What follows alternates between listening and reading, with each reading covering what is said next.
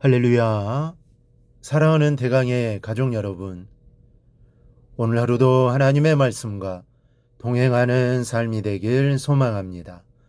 오늘 함께 나눌 하나님의 말씀은 마가복음 13장 14절에서 16절 말씀입니다. 멸망에 가증한 것이 서지 못할 곳에 선 것을 보거든 잃는 자는 깨달을진저 그때 유대에 있는 자들은 산으로 도망할지어다. 지붕 위에 있는 자는 내려가지도 말고 집에 있는 무엇을 가지러 들어가지도 말며 밭에 있는 자는 겉옷을 가지러 뒤로 돌이키지 말지어다. 아멘. 시대에 따라 사람들의 가치 기준은 달라져 왔습니다. 인류의 가장 오래된 법전인 함무라비 법전에도 요즘 것들은 어쩌고 저쩌고라는 말이 나온다고 합니다. 즉 까마득한 그 옛날에도 어른들 눈에는 마땅찮게 보이는 신세대들이 있었다라는 얘기입니다. 이런 신세대들의 사고방식이 이전의 가치관을 무너뜨리고 새로운 삶의 양식을 만들어 오면서 인류의 역사는 끊임없이 변화되어 왔습니다. 그리고 이렇게 가치관이 달라질 때마다 어떻게 사는 것이 올바르게 잘 사는 것인지에 대한 기준도 달라져 왔습니다. 그러나 시대가 아무리 흘러도 변치 않는 삶의 기준이 있습니다. 그것은 바로 성경입니다.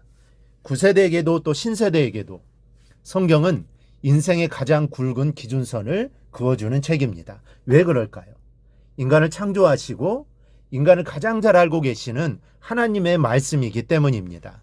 오늘 말씀은 특히 마지막 때를 살고 있는 우리가 과연 어떤 자세로 살아야 하는가를 예수님이 알려주시는 내용입니다. 말세를 사는 법입니다. 먼저는 산으로 도망하라고 말씀하십니다. 예루살렘은 해발 800m 위치해 있는 지리적으로 거의 요새에 가까운 견고한 성이었습니다. 그렇기 때문에 유대인들은 예루살렘 성을 안전한 피난처로 생각하고 살았습니다. 그런데 지금 예수님은 이렇게 예루살렘 성을 피난처로 생각하고 있는 유대인들에게 경고하고 계신 것이죠. 멸망에 가증한 것이 서지 못할 곳에 선 것을 보거든 산으로 도망하라는 겁니다. 이것은 평범한 경고가 아닙니다. 피비린내 나는 전시를 암시하는 강력한 경고입니다. 실제적으로 유대의 산지에는 몸을 숨길 만한 동굴이 많아서 전쟁 때는 산으로 피하는 경우가 많았습니다. 그래서 유대인들은 산을 하나님의 도움과 보호의 처소요, 하나님과 만나는 상징적인 장소로 생각했습니다. 그래서 시편 121편 1절에서 시인은 내가 산을 향하여 눈을 들리라 나의 도움이 어디서 올꼬라고 고백했던 것입니다. 여기서 산을 향하여 눈을 든다라는 말은 실제적인 산을 의미하기도 하지만 나의 피난처 되시는 하나님을 향하여 소망의 눈을 든다라는 뜻입니다. 그러니까 예수님께서 그때 산으로 도망하라는 말씀은 피난처이신 하나님만을 철저하게 전폭적으로 의지하라는 말씀입니다. 마지막 때에 별이 다 떨어지고 하늘과 땅이 뒤집힐 때 피할 산이 어디 있겠습니까? 오직 산처럼 우리의 피난처가 되시는 하나님만을 의지해야 살 수 있다라는 주님의 말씀입니다. 우리의 진정한 피난처는 세상의 권력도 재물도 지식도 아닙니다. 오직 하나님뿐입니다. 세상 흔들려도 하나님은 흔들리지 않습니다. 세상은 변해도 하나님의 말씀은 영원히 서 있습니다. 그 하나님만을 온전히 의지하며 살아가기를 바랍니다. 또 하나 지붕 위에 있는 자는 내려가지도 말라고 말씀하십니다. 지금 우리나라의 주택들은 지붕을 평평하게 짓는 슬라브 집들이 참 많습니다. 그러나 예전에는 전부가 초가나 기와로 경사가 있는 지붕을 얹고 살았습니다. 그래서 예전에는 옥상이라는 개념이 없었습니다. 지붕 위에 올라가 무언가를 한다는 것은 사실 상상할 수 없었던 일입니다. 그러나 이스라엘 집들은 고대로부터 평평한 옥상으로 되어져 있었습니다. 그리고 유대인들은 이 옥상을 여러 가지 용도로 사용합니다. 휴식처나 또 은신처로도 많이 사용했지만 특별히 그곳을 기도하는 곳으로 사용하는 사람들이 많았습니다.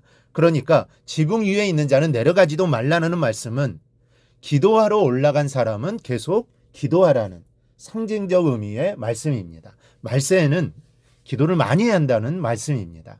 마지막 때 해야 할 일 중 가장 중요하고 주력해야 할 일이 기도하는 일이라는 말씀입니다. 그러므로 어떤 상황 속에서도 기도의 자리를 놓치지 마십시오. 가정에서, 교회에서, 삶의 현장에서 더욱 기도하십시오. 주님 오시는 날까지 기도의 불을 끄지 말고 깨어 믿음을 지키며 살아가는 저 여러분이 되기를 바랍니다.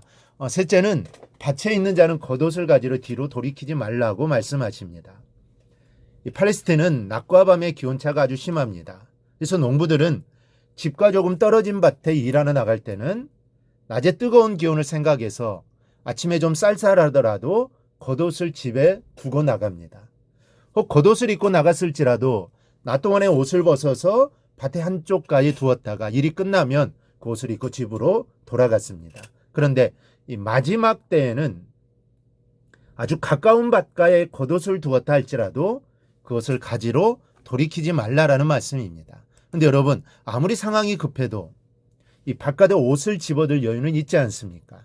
그러므로 예수님의 이 말씀은 하찮은 것에 미련을 두지 말고 살라라는 말씀입니다.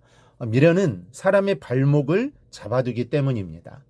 떠나야 할 사람으로 떠나지 못하게 하고 해야 할 일들을 하지 못하게 하는 것이 미련입니다. 그런데 마지막 때에는 이런 미련 때문에 하찮은 것을 생명과 바꾸는 일이 있을 수 있다라는 말씀입니다. 그러니 하찮은 것에 미련을 두지 말라는 것이죠. 오늘 우리는 말세를 사는 법 세 가지를 먼저 배웠습니다. 하나님만을 의지하고 기도의 줄을 놓지 말고 하찮은 것에 미련을 두지 말아야 합니다. 이것을 노력하면 분명히 말세에 승리하는 삶을 하나님으로부터 선물 받을 수 있을 겁니다. 내일은 남은 두 가지 은혜를 함께 나누겠습니다. 말세를 사는 법으로 승리하는 여러분이 되기를 주님의 이름으로 축원합니다. 오늘 묵상한 말씀을 굳게 잡고 삶으로 실천하며 살아내는 대강의 모든 성도들이 되기를 축복합니다.